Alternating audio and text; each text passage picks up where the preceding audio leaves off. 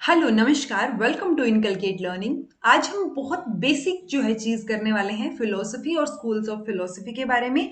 इनके बारे में बिल्कुल बेस जो है वो आपको पता होनी चाहिए कि फिलोसफी क्या होती है और स्कूल्स ऑफ फिलोसफी एक्चुअल में है क्या।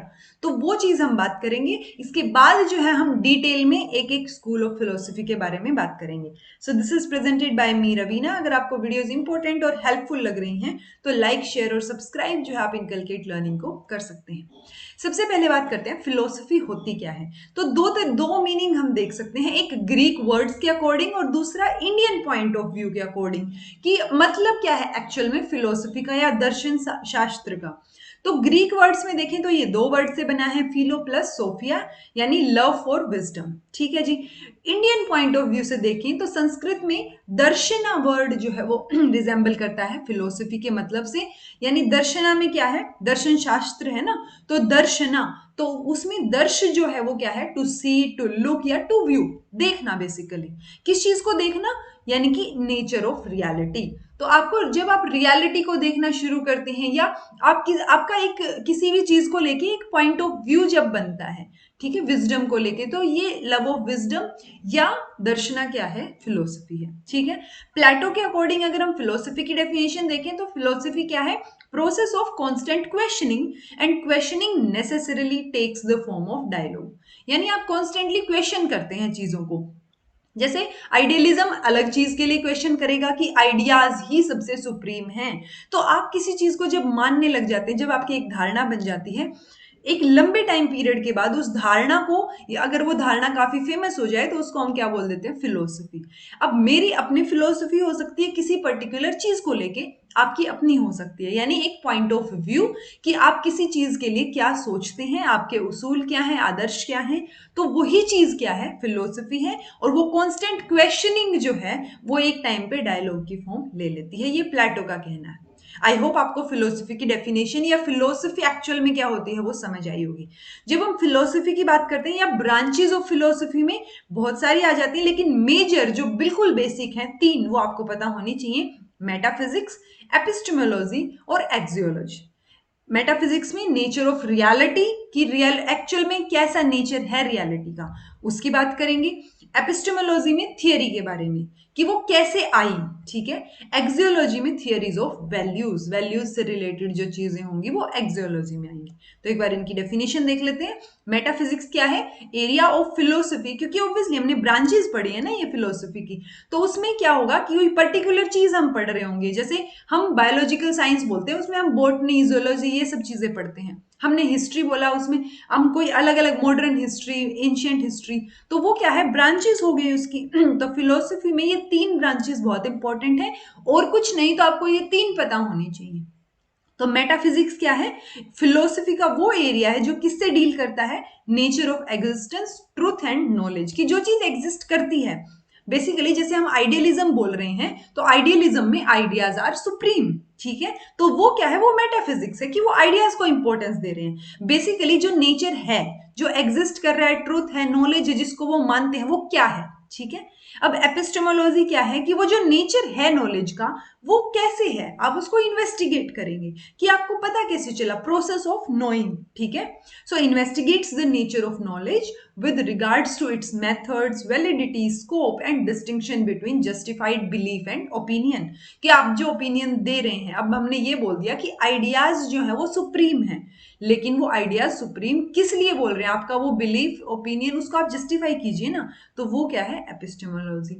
एक्सियोलॉजी क्या है, study of nature of values, और इसीलिए इसको थियरी ऑफ वैल्यूज भी बोलते हैं। तो आप वैल्यूज जो है उनका नेचर कैसा है वो आप इसमें पढ़ेंगे। तो ये तीन जो ब्रांचेस हैं वो आपको पता होनी चाहिए। इनके अंदर फर्दर सब ब्रांचेस हैं, वो हम आगे की किसी वीडियो में डिस्कस कर लेंगे, लेकिन बिल्कुल बेसिक इस वीडियो में हम बात कर रहे हैं कि आपको इतना तो पता ही होना चाहिए।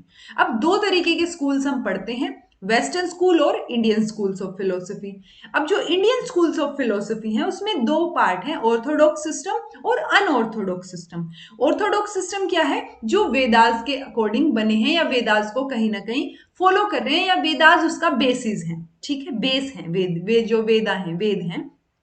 अनऑर्थोडॉक्स सिस्टम में वेदास इनका बेसिस नहीं है और ये वैदिक सिस्टम जो है या जो वेद लिखे गए हैं उनमें ये बिलीव नहीं करते। ठीक है, अब जो बिलीव नहीं करते उनमें ये 3 स्कूल्स आते हैं, चार्वाकिज्म, जैनिज्म और बुद्धिज्म। ऑर्थोडॉक्स सिस्टम में आएंगे न्याय, वैशिष्टिका, योगा, संख्या।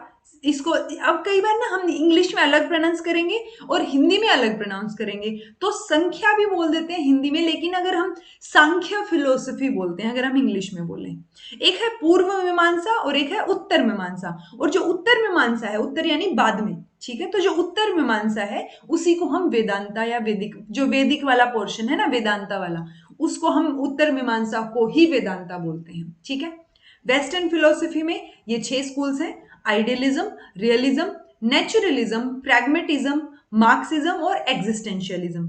अब जो direct question school of philosophy से आते हैं वो क्या है कि इनके फाउंडर्स कौन है या किसने इसको फेमस किया, तो इस तरीके के क्वेश्चंस आ जाते हैं। डायरेक्ट एक आधा क्वेश्चन आपको देखने को मिलेगा।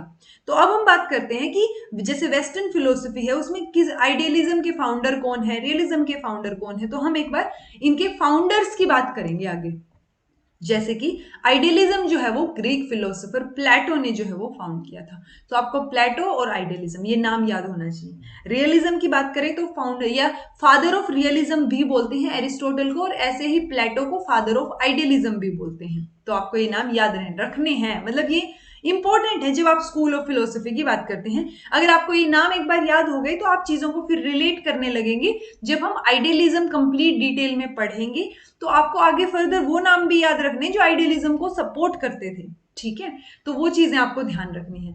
नेचुरलिज्म, अगर हम फाउंडर ऑफ लिटरेरी नेचुरलिज्म देखें, मैं ये नहीं बोल रही नेचुरलिज्म, हम लिटरेरी नेचुरलिज्म बोल रहे हैं, तो एमिली जोला।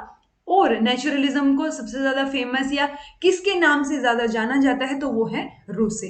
ठीक है, फिर है प्रैग्मेटिज्म। प्रैग्मेटिज्म को किसने किया था? चार्ल्स सैंडर्स पायर्स, इन्होंने इसको फाउंड किया था, फाउंडर ये हैं। लेकिन डेवलपमेंट में और ज्यादा हेल्प किसने की? विलियम जेम्स और जॉन डोई ने भी हेल्प की थी। तो आपको ये 3 नाम याद रखने पड़ेंगे, ऑल्दो फाउंडर कौन है? Sanders pierce.